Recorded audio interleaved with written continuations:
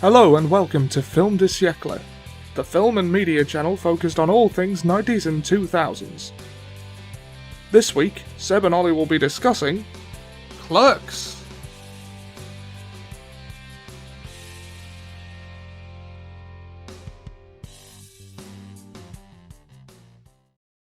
Hello, and welcome to Film de Siecle, the film and media discussion channel where we talk about all things 1990s to 2000s.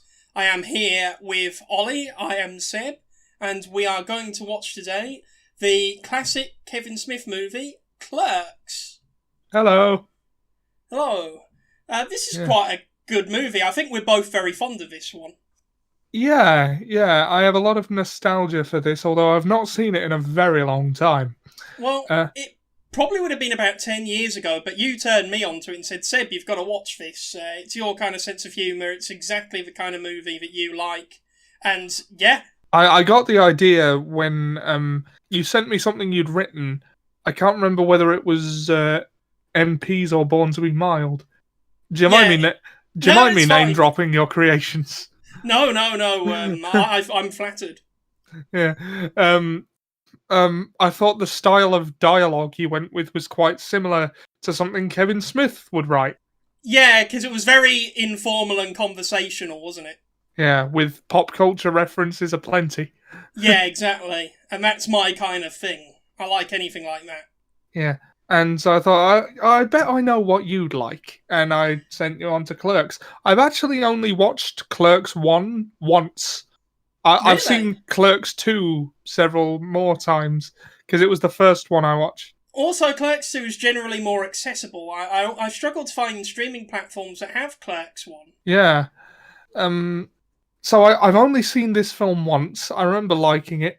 It was about... Oh, God, it was years ago. I watched it with our mutual friend. Yeah, our mutual friend. We don't need to dox people, Ollie. Yeah. I watched it with our mutual friend who now lives in another country. So that's how long ago it was. Yeah. It's just a really good film. I revisit it every few months or so because, to me, this is the epitome of what this kind of movie should be. I can't remember much of the humour, to be honest, in this one. I am wondering if it's aged well, but I'm sure we'll find out. Yeah, well, a lot of the humour is very crude, but that's deliberately and that's by design. Yeah. As I say, it's not out of malice, if that makes sense. It's just that's generally how people talked in 1990s New Jersey. If that makes sense. Now, again, I'm more familiar with Clerks 2, and my favourite Kevin Smith film, I would say, is still Dogma. Yeah, that's a good choice. I mean, I quite like Mallrats. So it's hard to choose. There's a lot of good ones. I don't really remember Mallrats at all, but Clerks is where it all started, so... Well, yeah. I mean, to give some details on this film, Kevin Smith made this on a budget of, say, $20,000, something like that. But it was a very small budget. I think he got some of the money from some insurance after, I think his car got flooded or something like that.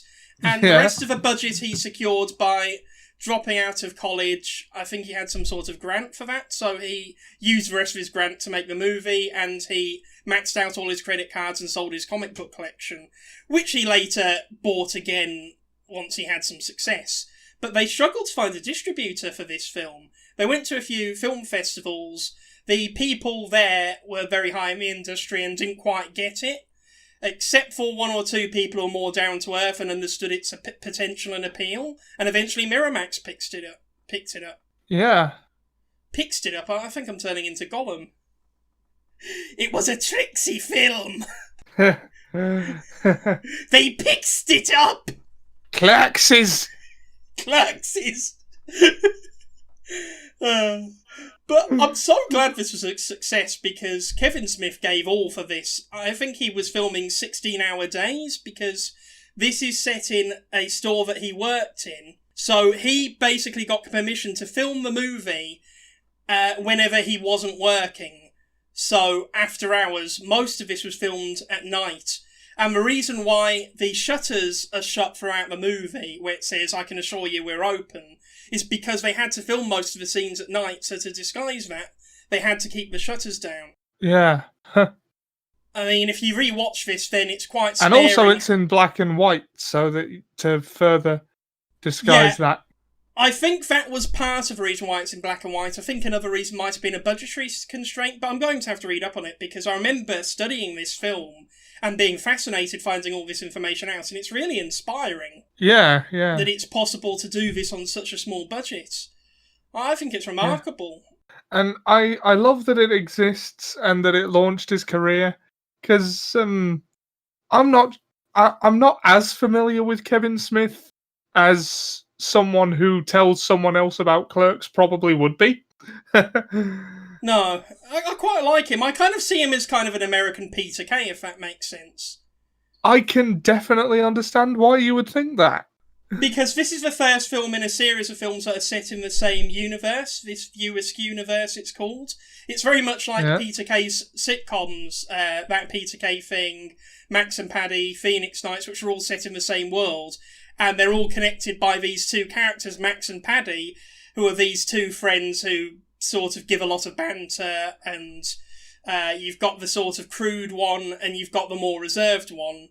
A bit like Jay and Silent Bob in this, although obviously Max talks a lot more than Silent Bob does, hence the name Silent Bob. Yeah. But interestingly, the story behind Silent Bob, who is played by Kevin Smith, the person who made this film, is originally they did have an actor to play Silent Bob, but that person dropped out. Kevin Smith decided to take on the role because only he knew what to do with the character, but he wasn't that confident in his acting skills at the time, so he only gave himself one line, and that carried on. Where I think he speaks more in Jay and Silent Bob Strikes Back, which is the film that's specifically about those characters, but in all the other films that Jay and Silent Bob are in, which is all the View Askew ones, Silent Bob only has one line, which is usually some sort of monologue that's particularly poignant or important to the story in some way. Yeah. So, yeah, I like everything about this going in, and I can't wait to watch it again and to see what thoughts you have, having only watched it in its entirety the once. Yeah. Okay, let's watch it. Yep, see you in a bit. See you in a bit. Hello! We are back in the room having watched Clerks. So, you know our first question, did you like the film, Ollie? I did, yeah. It was a bit of a nostalgia trip. Yeah. Yeah. It had been a while, but I was still really familiar with these characters. I didn't like either of them as much as I remembered liking them. No! but then I don't suppose... Well, you're not supposed to, I imagine. Yeah, I think the whole point of the film is that they're not infallible. Yeah. Well, they're a couple of assholes, really. Yeah, but I think that's meant to be realistic, though, because it's based on, well, the life and experiences of Kevin Smith. Yeah. I realise that made it sound like a backhanded insult, but it really isn't. No, I hear nothing but nice things about him. No. He seems like a lovely person from anything I've seen of him.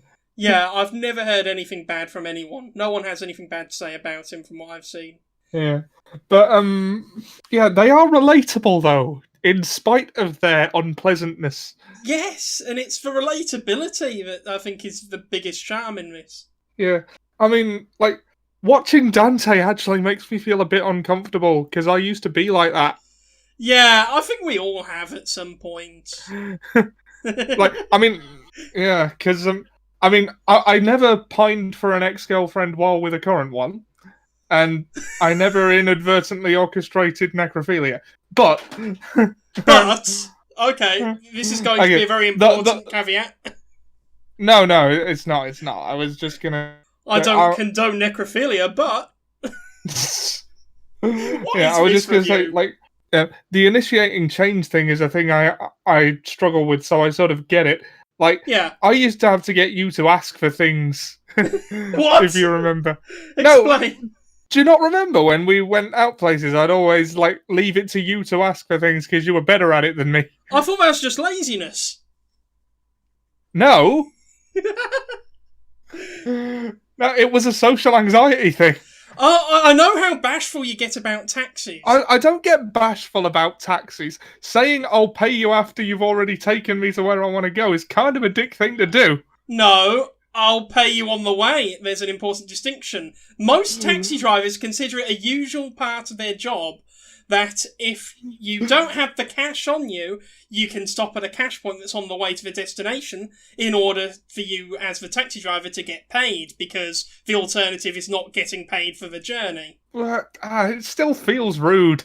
It's not rude. It happens all the time and they're fine with it. It's life. Just because they put up with it doesn't mean they're fine with it. I mean, in the era of Uber, it's, a moot point, really, because even most taxi companies now pay by card, but it's just a part of the job. It's standard. They know that people don't always carry cash or the correct amount of cash.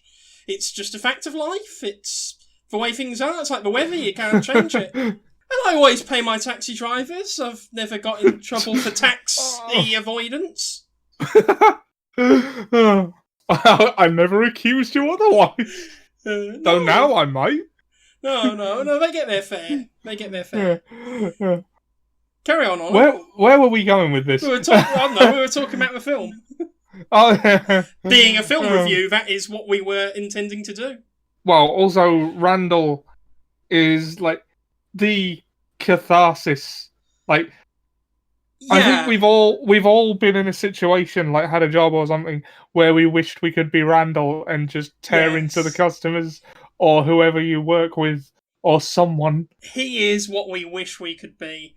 I've worked at Asda for a few years. I stayed there because it was easy money and it was a convenient job and it didn't particularly challenge me. So I stayed there for a few years and I did eventually quit to encourage me to get a different job because I needed a change. I was maybe rude to customers a few times, but it was very sparingly and it was often when they deserved it. Everyone I've known that this has come up with seems to think I wouldn't last in customer service because I'd get sarcastic with the customers. Well, actually, knowing you, I think you'd be too bashful to get rude with the customers. That would heavily depend on my mood. Yeah. I mean, most times I would, but if I was just... Once I'd reached a certain point, it would probably be bad. Yeah, there would be a breaking point where you just snap. Yeah. I'd never be exactly the right level of... Justifiable anger is a thing? It is, but when you have a job that requires you be polite to people, it's probably not ideal. Or having you around. No. I like this film. Like you say, it's very relatable. I love the dialogue in it. It's good because it feels natural and it feels real. Even though, in reality, I don't think anybody would be this quick-witted on the fly consistently or come up with these sentences like that. But it does feel grounded in truth. Like, it feels like a lot of these were actual discussions that probably took place between Kevin Smith and his friends. A lot of these customers are people that Kevin met. And I like the whole small-town story sort of thing. Whenever characters meet up and they talk about like previous events, like I don't know, I slept with her a few years ago, that kind of thing. Yeah, I was gonna say, like, some of those conversations I could imagine actually having with people. Yeah, and I think that was one of the key selling points for this film when it came out, because a lot of people went to see it because, well, yeah, this is how people talk to each other. I really like the sparing use of music. It helps sell the monotony of the situation. Yeah. I mean, I do like the soundtrack because it's very distinctive, and I think you've got Alice in Chains there. Was there a Soundgarden song? I feel like there should have been, but maybe there wasn't. I don't know. Well, it's a really good film to actually start a little, like, ostensibly shared universe. Mallrats isn't exactly a spin-off to this, but it's in... Well, it's in the same universe, and some of the same characters show up, or are mentioned. Well... A convenience store is a good place to have characters that wouldn't normally interact with each other come into contact. Because whoever you are, rich or poor, everyone needs to go to the convenience store. Oh my god, that was a poem and I didn't realise. Yes. Poetry. Right. I'm going to turn that What into was I like a little saying? inspirational quote. But yeah, it's a good nexus point, if that makes sense, for characters who are on their own stories to briefly intersect and talk about that, maybe, so you can see things that were referenced in other movies. It stands up on its own, but say you're watching Chasing Amy or you're watching Dogma, you can watch the scene and go, oh, yeah, I remember that from another movie. Yeah, I know what you mean. I haven't actually seen, like, it's either Mallrats or Chasing Amy that I haven't seen, but I've only seen one of them once, and I don't remember much. Have you seen one that's set in a mall? I don't know. I think there was one at a Comic Con or something. Okay, I think that one was Chasing Amy because it's about some comic artists. Yeah. And the guy shoots that guy in his panel. Yes, that's right. Yeah, you've seen Chasing Amy then. Yeah. I think we should review all of these at some point. Yeah. Yeah, but this one in particular is interesting to me because it's an indie film that was made on a very small budget, and it was Kevin Smith putting a lot of eggs in one basket, and it paying off for him. Yeah. I really like that story. Like, what was it you were telling me earlier? What about the history of Clerks being made? Yeah, about what he did to get it made. Well, he maxed out all his credit cards, he sold his comic book collection. I think there was a flood where he lived the year before, and instead of buying a new car, because his car got wrecked by the flood, he used the insurance money to help fund the movie. Oh, man.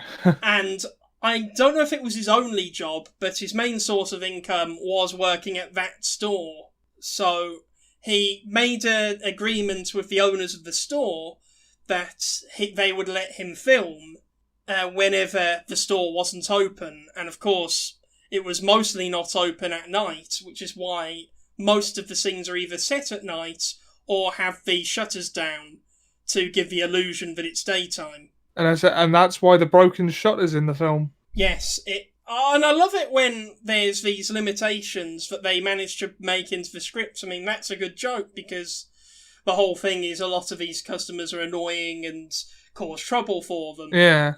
And that is one situation where they put the gum in the lock and the locksmith can't come until tomorrow, I don't think. Yeah. There's also, like, a commentary on male friendship here, because you could be forgiven for asking, why the fuck is Dante still friends with Randall? Yeah. In the space of one day, he manages to completely ruin his life and get him fined and endanger his job, probably. Although, as Randall said, other than the kids buying cigarettes thing and him telling his girlfriend that he wants to break up with her, everything else is kind of on Dante. Yeah, that's true. I mean, those two things are completely Randall's fault and he screwed up, but everything else is Dante being too indecisive or agreeing to things that he knows he shouldn't agree to, like coming into work on his day off when he's playing hockey, being indecisive about his relationship and his unresolved feelings about his ex. Yeah, you come away from this feeling like nobody's perfect and everyone's flawed. And that's kind of realistic in a way. Ollie, how well did the film achieve its goals and what were they? Well, what a question to ask of Clerks specifically. Well, from the story you've told, just getting the film made is a monumental accomplishing of a goal. Yeah, I mean, he went to... Kevin Smith did go to film school, and a lot of the people who were cast and crew on the film were people who he knew from college, and people who he knew personally, like Jason Mewes was his friend who had never acted a day in his life, who he managed to wrangle into being in the film. Not unlike Paddy McGuinness's relationship to Peter Kay, actually. Another Peter Kay comparison. Very interesting. This would be a good subject of a video essay. If you want to see that, please let us know in the comments. But I mean, it's a miracle that they didn't all fall out over this because it must have been a stressful thing to film. Apparently, Kevin Smith got next to no sleep because he spent 2 hours a day sleeping and the rest of it either working or making Clerks.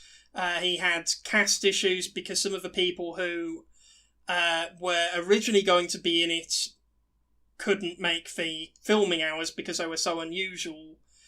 And I think some people dropped out at different points, which is why there's characters that appear for a few moments then never appear again, that kind of thing. Yeah. So it was haphazard, as you would expect from an independent movie made on a small budget around unorthodox working hours and conditions. Yeah. I mean, that's one hell of a story to tell one day. Yeah, and it makes you think this sort of thing must happen more often, but not really pay off. Kevin Smith was very fortunate. I'm not going to say he's lucky, because that would be a bit insulting to his filmmaking ability. It would have been his fault if it didn't pay off, but it had a load of reasons why it wouldn't have. Exactly. Like, I think that most of the distribution companies were very sniffy and snooty about it because there was a lot of bad language. It was difficult to get a suitable rating for it because, of course, a lot of the audience for this at the time would have been teenagers, and it was difficult to get this movie down from whatever the American equivalent of 18 is. And a lot of more traditional Hollywood just didn't get the film because it's not made for their generation. Yeah. Which is funny considering it's a very 90s movie. I mean, it's part of it set in a video store. Yeah, you don't get much more 90s than that. Yeah, I mean, that's the thing. If you made this today, I don't think you could actually, because, well, one, video stores are no longer a thing, and two, this isn't really how people socialise anymore. They don't generally do all their socialising by meeting up at a store. Not just because of COVID-19, but because of things like social media. I mean, half of this would be set on Facebook if it was done today, wouldn't it? Well, I'm just struggling now to imagine what Clerks 3 might look like, because...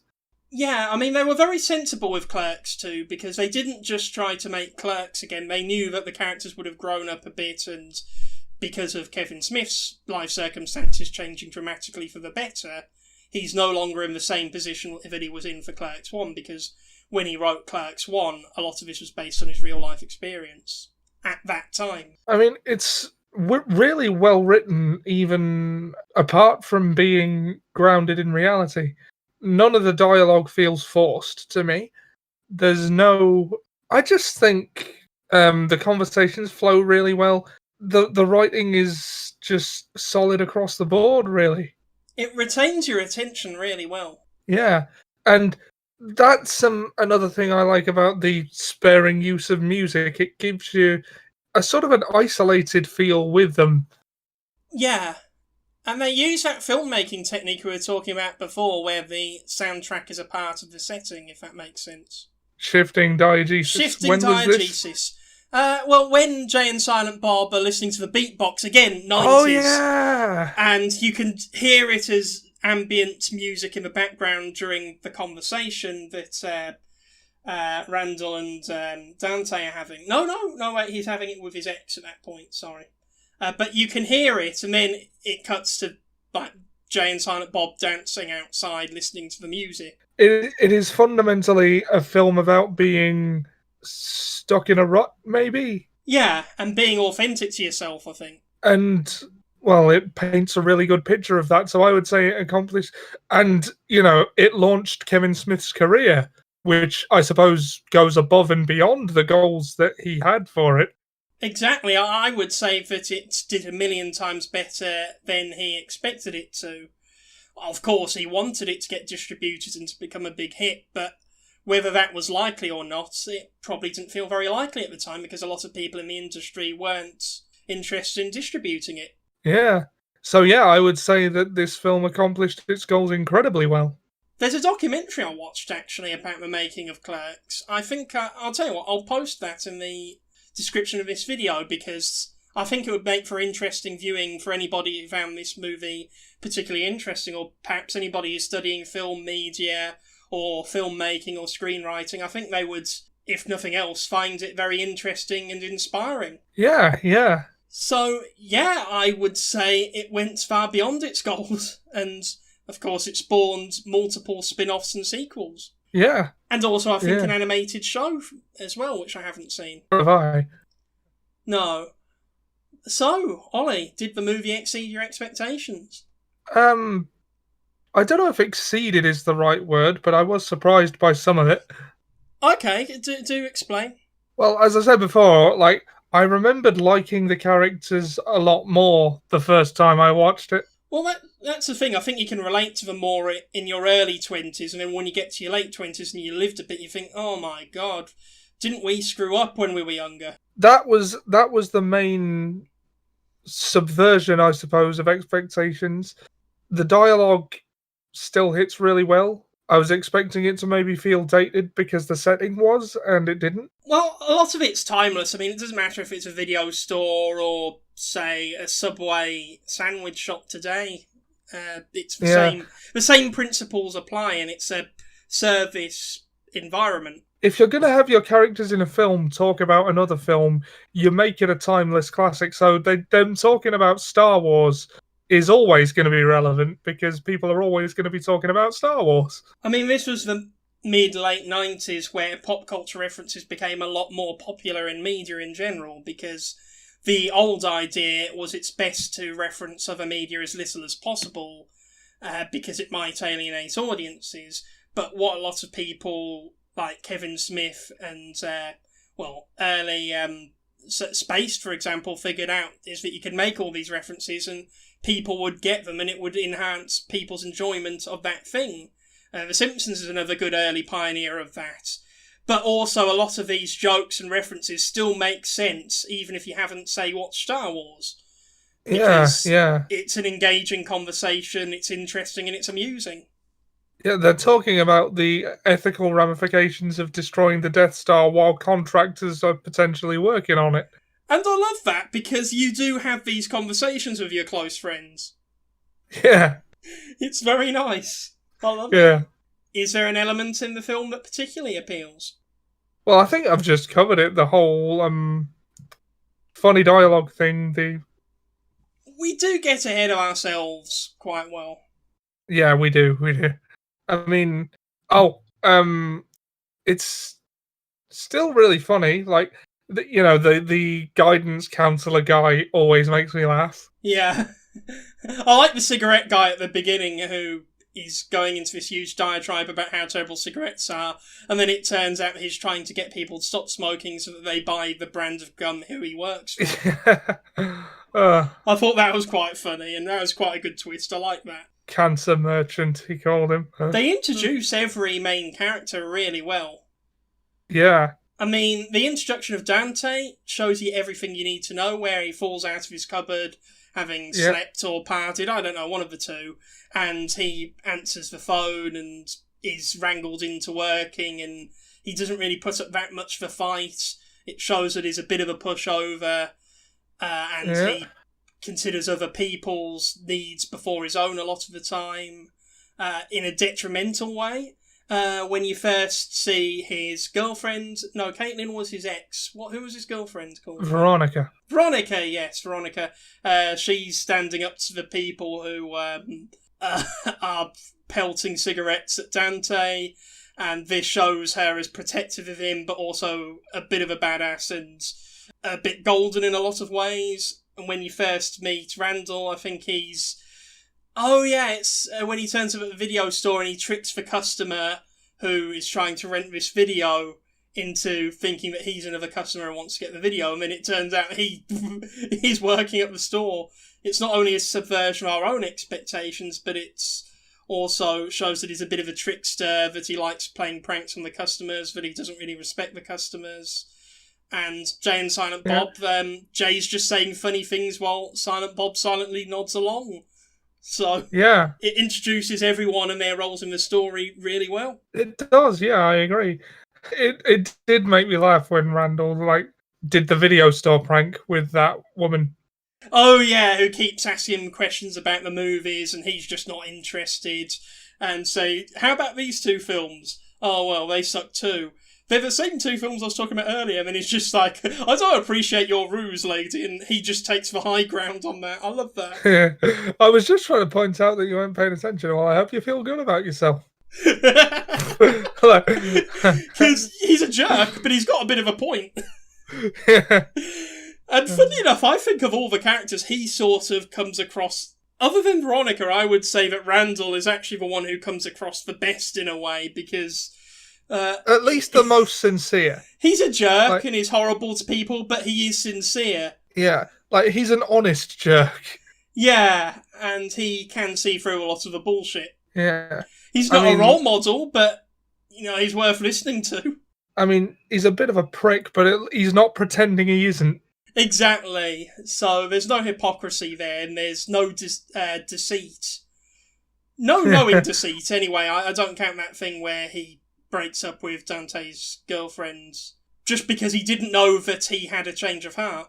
Yeah, well, even then, he honestly thought he was Helping. doing him a favour. Yeah. In his own, like, Jesus Christ, that was boneheaded kind of way. I mean, he does put his foot in it a lot.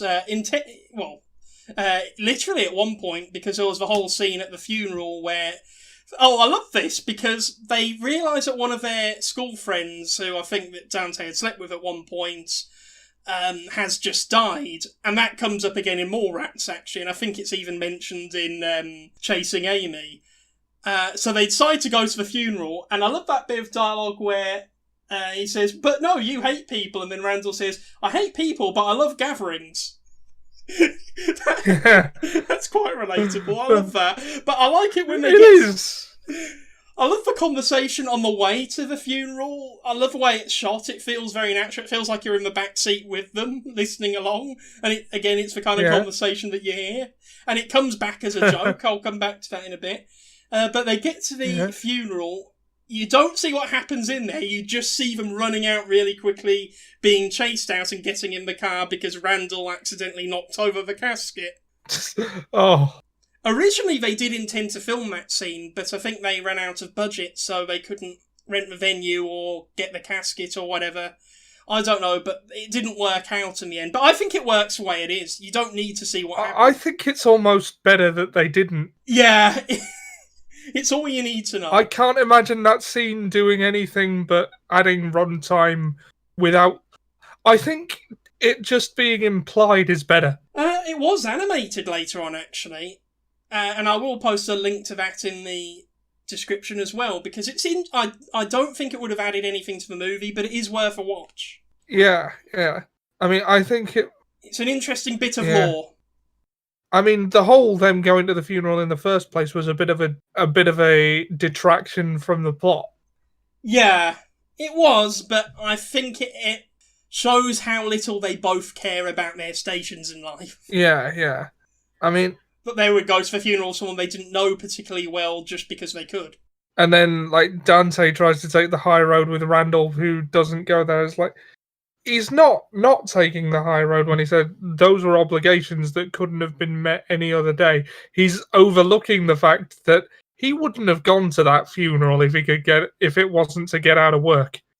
Exactly. And I also like the hockey scene. I thought that was really good. Yeah. I just love the customers reacting to the store being closed, and that one guy who climbs up to have a go at them for it, and then he gets involved because he thinks he can play hockey better. And then the customers down below say, "Are you open yet?" And they both just go, "No!" There's a lot of really laugh-out-loud funny moments, and apparently the first few showings they had, everyone in the audience was in stitches, and it was then they realised that they needed more screenings, because it gained a bit of a reputation. A bit like The Room in a way, but in a more flattering way. Yeah. But it was ironically, I was going to say earlier when you were talking about how for many people this same thing wouldn't go well, I was going to say for every Kevin Smith there must be 10 Tommy Wiseau's, but then Tommy Wiseau did do well. Yeah, and, well, I think he deserves his success in a weird, roundabout way. Just because I think his movie needs to be seen to believe. I am very glad he got it. His movie needs to be seen to believe, but the difference is that Tommy Wiseau had a massive budget to make his movie, and it was rubbish. Even though I wouldn't consider it rubbish just because it's so funny, but from a filmmaking aspect, it would be widely considered to be a terrible movie. Yeah. Whereas from a filmmaking aspect, Clerks would be considered to be a great movie by a lot of people. And that was made with a tiny budget. I mean, I don't know what $40,000 is today, but it's probably next to nothing, really. I don't know. What am I, a 90s economist? I thought you were. No, I just lied about that on my CV to get jobs. Ah, I see. Yeah, sorry about that. Um, that particularly appeals to me. I would say the dialogue. I would Yeah. say just the general aesthetic of the film. It's very much of its time, but a lot of I wouldn't say messages, a lot of the ethos behind the film still applies today. I could relate to a lot of it from my own work experience. Yeah, I just generally like this film. Everything about what it is appeals to me. I'm probably the target audience, but a few years late, if that makes sense. Yeah, that's a fair assessment. Yeah, I mean, I would have loved to have been in my late teens, early 20s during the 90s. Yeah. Unless I lived in Yugoslavia, because then I'd be called up for action. But carry on. I wouldn't, because that would mean I'd be almost 40. Oh, yeah, you're looking at this from a glass half empty kind of way. uh, I'm thinking about, I can go and see Nirvana live, I can go and see Pearl Jam at their peak, and you're thinking, but I'm going to be an old man one day. yeah. Okay, how does this film hold up today, Ollie? Well enough. Well enough, I think. Yeah. The things that are important, like the dialogue hitting the jokes and the situations, are still relatable. They're still funny, and anything that's not current, like the locales, like a video store, and maybe some of the Music? maybe, but even that is so appropriate to what it's doing. It could be part of an original sound. Anyone knows, it would still work. I think some of it was. Like, I think the Berserker song must have been written for this. Yeah. I don't know about the Chewbacca song. I don't know about that. No, I don't know either. But yeah, I don't think there's anything significant that is too much of an anachronism. No, I see what you mean. I would be curious to see what a modern day 17 or 18-year-old would make of this movie. Yeah. Because I genuinely have no idea. That they maybe remember blockbusters at their end, went from being very young, but beyond that they won't really get all these references to independent video stores. I remember we had one on the high street where I lived. I remember renting the original Star Wars trilogy. This was before the prequels came out, by the way. I think I rented Jurassic Park as well, but that stopped existing in the late 90s. Right. I think there was also one in Austria when I lived there. Also, it did play host to some amazingly late internet cafe holdouts. I think there were still internet cafes there about 3 or 4 years ago. Oh, wow. So, yeah, another time capsule. I'd love to write something set in an internet cafe because it would be such a time capsule. It would. I don't think anybody would want to make it, but it's just an interesting setting. That and a car boot sale. I'd love to use a car boot sale as a setting one day for a sitcom. Yeah. So much you can do. It's incredible. And for America, I don't know if Americans have car boot sales, but basically, instead of yard sales, what we have in the UK is everybody gets together, puts all their junk they don't want, or even things like counterfeit DVDs. Some of them do more the trading aspect. They put all their stuff in a car or a van, they drive to a field in the middle of nowhere, and they sell their stuff for a few hours, and people go. Yeah. I mean, if you're a farmer and you've got a fallow field, then you make a load of money from it. I'm sure they've got a word for that. Yeah, I think they have flea markets, but that's a different thing, I think. Yeah. I don't know. Like I say, I'm not an economist or anything. Was the film received appropriately at the time, though? I think so, given how well it did. Yeah. But how much did it make? And you said $40,000 was the budget. Yeah, I think it was 40,000. It could be me misremembering. I'll look it up. Oh no, Ollie! It had a budget of $27,575. So I was completely wrong about that. I like how it specifies the 75 specifically. Well, he was meticulous, I'm sure. I bet he kept his receipts for everything. Yeah. I do like Kevin Smith. I feel like he's a professional, and I think he'd be very easy to work with. He just seems very amiable. Yeah, I know what you mean. So how well did it do? Well, there's a 230,000 post, so that adds to the cost of making the film. But I assume a lot of that was going to different film festivals, trying to get a distributor who eventually were Miramax Films. So, Yeah. ironically, that is something that we can thank Harvey Weinstein for. Oh God, I feel dirty. No, although I think that Kevin Smith was one of the first people to denounce him. Yeah, yeah. All those Miramax films, oh dear. But the box office was 3.2 million. Yeah, cool. Which ironically is probably one of the lowest box offices that we've covered. Yeah, I mean, that's nowhere near Bicentennial Man. No. Because apparently that's our yardstick now. This isn't even a Bicentennial Man's finger. No, it's not even that. But amazingly, I would consider that more of a success than a lot of the films we've covered, despite it only making 3.2 million at the box office. Given the circumstances under which it was made and the budget it had to work with, yeah, definitely. Apparently it was a surprise success, so I don't think even Miramax, who did agree to distribute the film, had much, stock in it being successful. But it only played on 50 theatre screens in America, but it still made that much money. I think if they had more faith into it, it would have done a lot better. Yeah. Roger Ebert was very, positive about it. Really? And a lot of film critics were. Oh, really? For some reason, that surprised me. Yeah, but when we're talking about the legacy of this film, I don't think we should just be talking about the box office, because it clearly did a lot better subsequently. It got a sequel, obviously. It would have done very well on video and DVD sales. It became a cult hit. So it's one of those films that a lot of people have discovered since and liked. And we've got to remember that even The Shawshank Redemption was a flop. So a movie doing bad at the box office isn't indicative of its quality. Yeah, I think the more important thing to consider is that without Clerks, we wouldn't have any of the other Kevin Smith movies. Absolutely. It had a very good legacy, so I think the film was received in an incredible way. Yeah. Yeah, very good. Interestingly enough, there was actually, originally, when they were showing this at film festivals, a different ending. Because the film originally ended with the store being robbed and Dante shot and killed. Oh, shit, yeah, that would have been a hell of a capper to that day. Yeah, and a lot of people who saw this film early on didn't like that, so they did change the ending.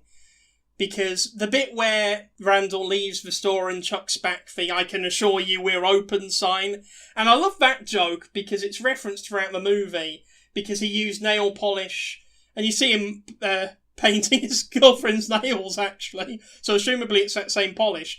He painted on a sheet with nail polish, "I can assure you we're open," because the shutters were shut, and people throughout the movie kept saying, "Oh, why do you smell like nail varnish?"